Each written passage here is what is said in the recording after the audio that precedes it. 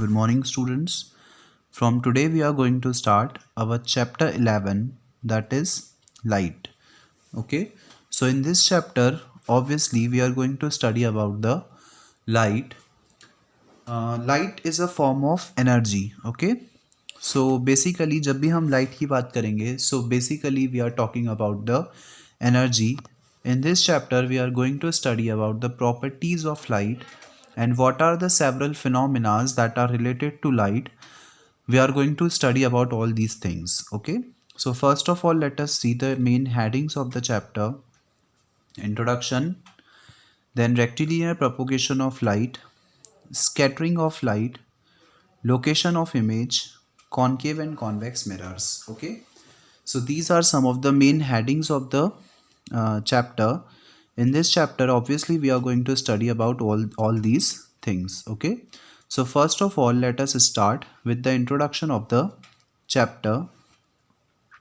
Light is electromagnetic radiation within a certain portion of electromagnetic spectrum.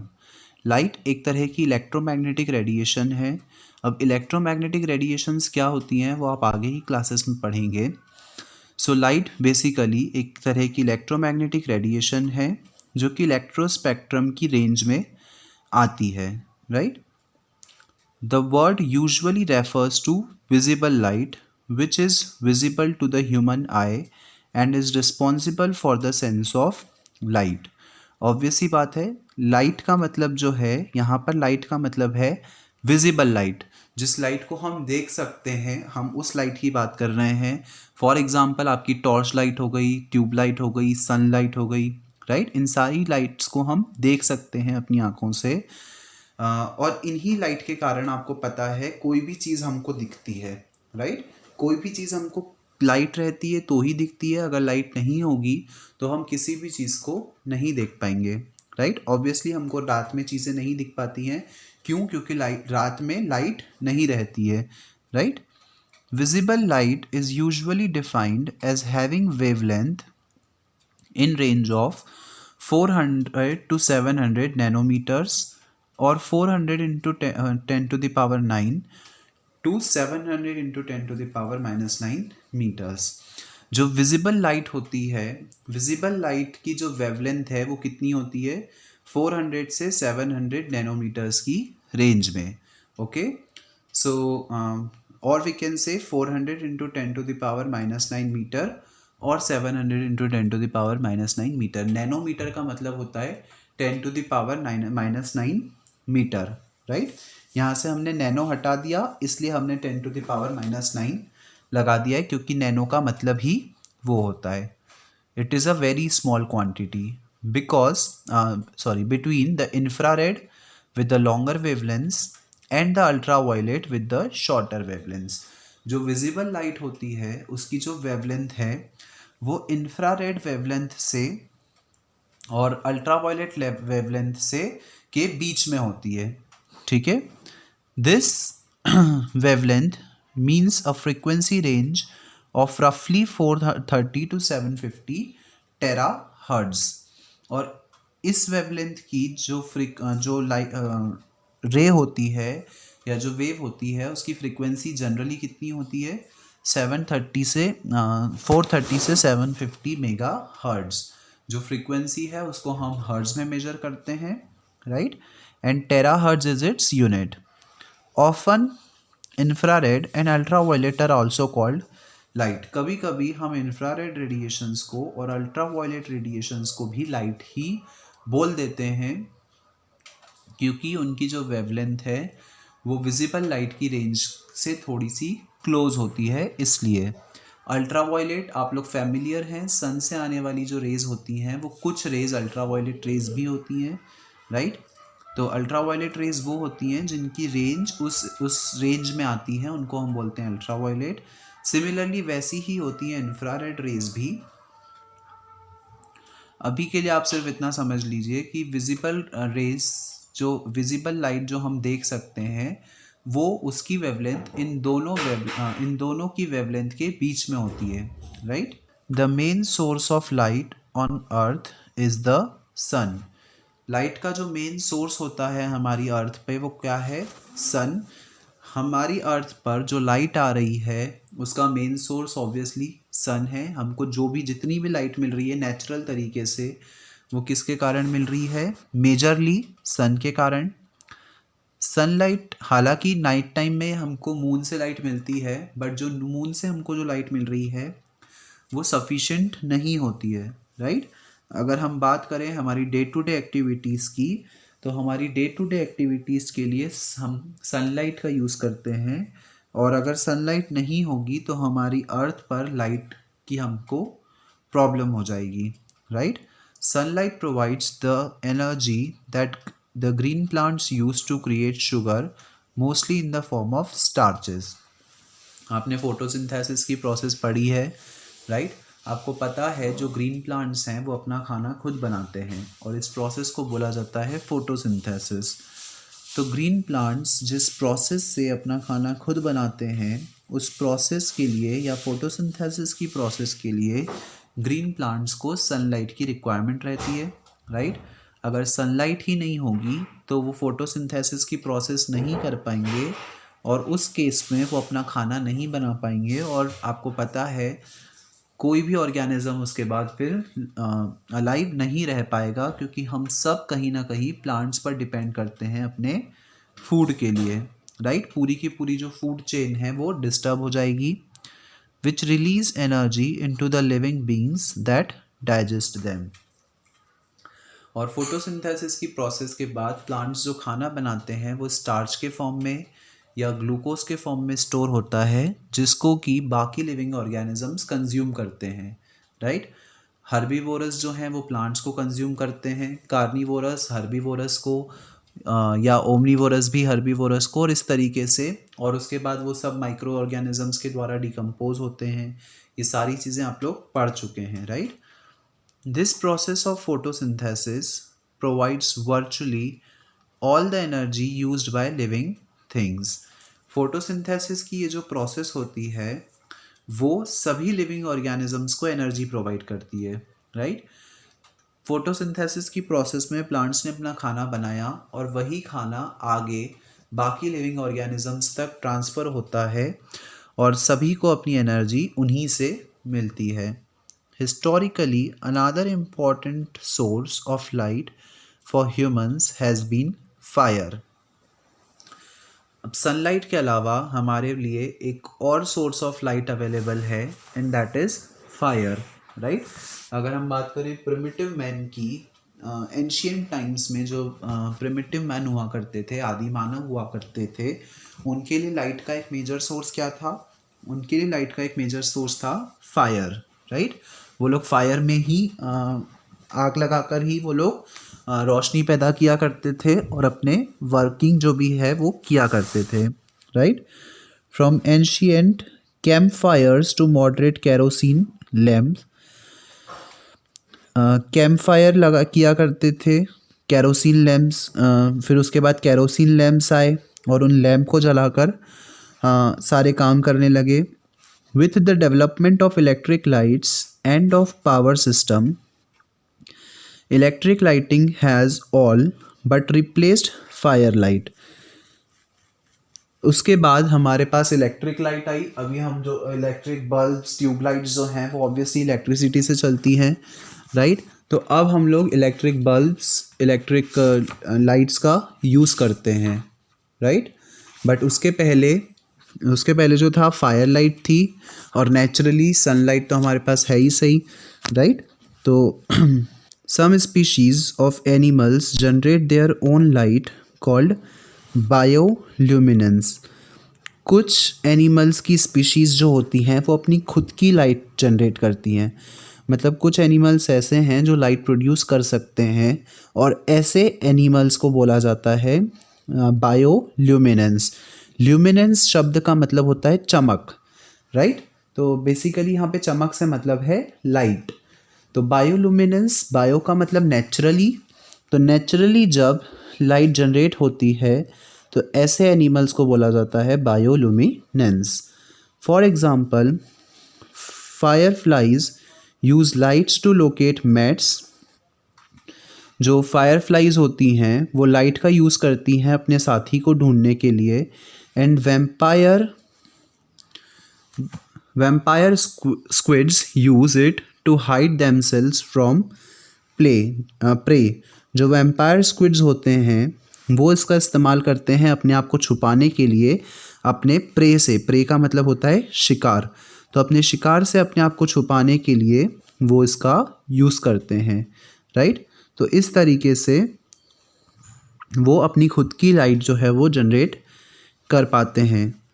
Primary properties of visible light are intensity, propagation, direction, frequency और wavelength, spectrum and polarization, while its speed in the vacuum 299,792,458 meters per second is one of the fundamental constants of the nature. Light की कुछ properties होती हैं। सबसे पहली है intensity. कुछ lights बहुत ज़्यादा हाईली इंटेंस होती हैं जबकि कुछ लाइट की इंटेंसिटी कम होती है। इंटेंसिटी मतलब होती है उसकी तीव्रता। कोई लाइट कितनी ज़्यादा इंटेंस है मतलब वो कितनी ज़्यादा एनर्जी को कैरी कर रही है, राइट। तो जो लाइट ज़्यादा एनर्जी को कैरी कर रही है उसको उसकी इंटेंसिटी ऑब्वियसली ज़्यादा होगी, और जो कम एनर्जी को कैरी कर रही है उसकी इंटेंसिटी कम होगी।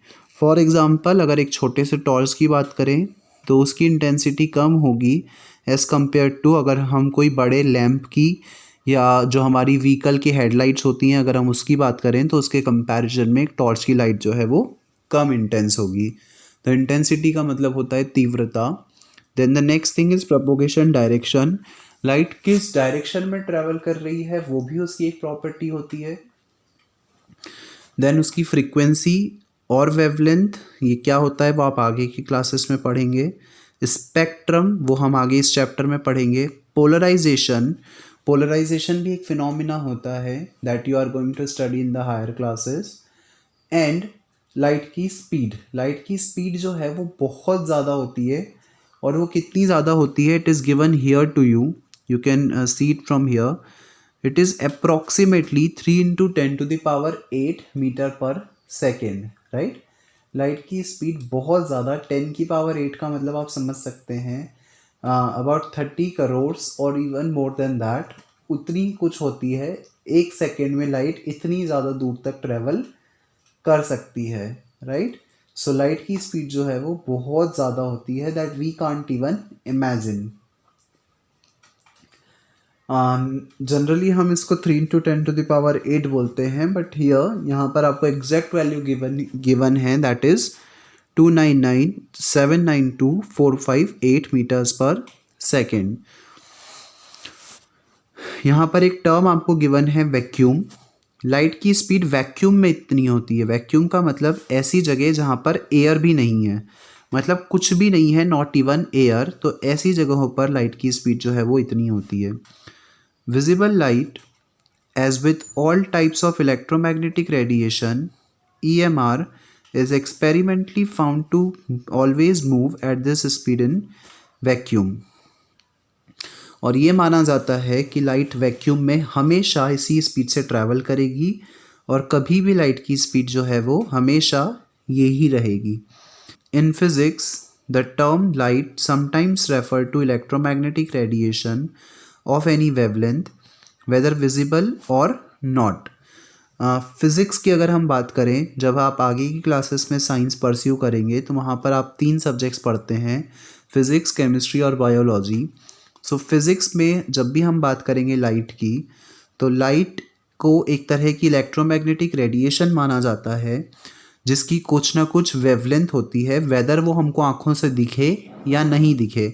अभी हमारे लिए लाइट का मतलब क्या, वो लाइट जो हमको आँखों से दिखती है, लेकिन जब आप आगे की क्लासेस में पढ़ेंगे तो वहाँ पर लाइट का मतलब ये हो जाता है कि वो एक तरह की वेवलेंथ है, वो एक तरह की वेव है या एक तरह की रेडिएशन है जिसकी कुछ पर्टिकुलर वेवलेंथ होती है। वेदर वो आपको दिख रही है या नहीं दिख रही है उससे कोई फ़र्क नहीं पड़ता है। In this sense, gamma rays, X rays, microwaves and radio waves all are also light. और अगर हम उसको इस तरीके से समझें तो फिर उस केस में X ray, gamma ray, microwaves और रेडियो वेव्स ये सब भी क्या हो जाएंगी, लाइट हो जाएंगी, क्योंकि ये सब इलेक्ट्रोमैग्नेटिक रेडिएशंस होती हैं। ओके, इनके बारे में आप लोग डिटेल में आगे की क्लासेस में पढ़ेंगे। Like all types of light, visible light is emitted and absorbed in tiny packets called photons. Light जो है वो एमिट होती है, मतलब निकलती है, और एब्जॉर्ब होती है छोटे छोटे packets of bundles of energy के फॉर्म में। ठीक है, लाइट ऑब्वियसली क्या है, एक तरह की एनर्जी है, और ये जो एनर्जी होती है वो छोटे छोटे पैकेट्स के फॉर्म में ट्रैवल करती है, और इन पैकेट्स को बोला जाता है photon. And exhibit property of both waves and particle. Light जो है वो डुअल नेचर को फॉलो करती है, मतलब वो पार्टिकल नेचर को भी फॉलो करती है और इसी के साथ साथ वो वेव नेचर को भी फॉलो करती है। This property is referred to as the wave particle duality, और इसको हम बोलते हैं वेव पार्टिकल डुअलिटी या dual nature of light. The study of light, known as optics, is an important research area in modern physics. Light की अगर हम study करें, जिसको हम ऑप्टिक्स नाम से भी जानते हैं, तो वो एक इम्पॉर्टेंट रिसर्च एरिया होता है हमारे मॉडर्न फिज़िक्स में। मॉडर्न फिज़िक्स में ऑप्टिक्स एक ब्रांच होती है जो कि एक बहुत इम्पॉर्टेंट ब्रांच है फिज़िक्स की, जहाँ पर काफ़ी सारी रिसर्चेस हम कर सकते हैं, काफ़ी सारे इनोवेटिव चीज़ें हम फाइंड आउट कर सकते हैं, राइट। तो फिज़िक्स की वो ब्रांच जिसमें हम लाइट की स्टडी करते हैं उसको बोला जाता है ऑप्टिक्स। नाउ हम लाइट से होने वाले एक फिनोमिना के बारे में पढ़ते हैं, that is rectilinear propagation of light. Rectilinear propagation of light का मतलब क्या होता है, और इससे हम क्या समझते हैं, that thing we are going to see here through a research activity. इसको हम एक रिसर्च एक्टिविटी की हेल्प से समझेंगे। Take 3 cardboards A, B and C with pin hole at their centre. आपने 3 कार्डबोर्ड लिए, उसका नाम रख लेते हैं ए, बी और सी, और तीनों के बीच में एक पिन होल है। Okay, place a burning candle on the side A and arrange the cardboards in such a way that the 3 in holes along with the candle flame are in the straight line. अगर हम इसको figure की help से देखें directly, so basically what you have done, आपने क्या किया, 3 cardboard लिए ए, बी और सी, और तीनों में ये छेद कर दिए, right. Here you can see these 3 holes, और यहाँ पर हमने एक कैंडल रख दी इस साइड। ओके, हमने इस एक कार्डबोर्ड के इस साइड यहाँ पर एक कैंडल प्लेस कर दी, और यहाँ से आप इस कैंडल को देखने की कोशिश कर रहे हो, राइट।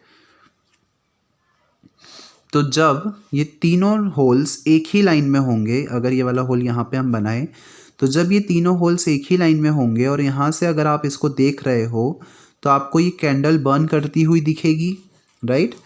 इसका मतलब हम ये बोल सकते हैं कि जो लाइट है वो हमेशा स्ट्रेट लाइन में ट्रैवल करती है। अगर लाइट यहाँ से यहाँ तक हमारी आंखों में जाएगी तो ही तो हमको कैंडल दिखेगी।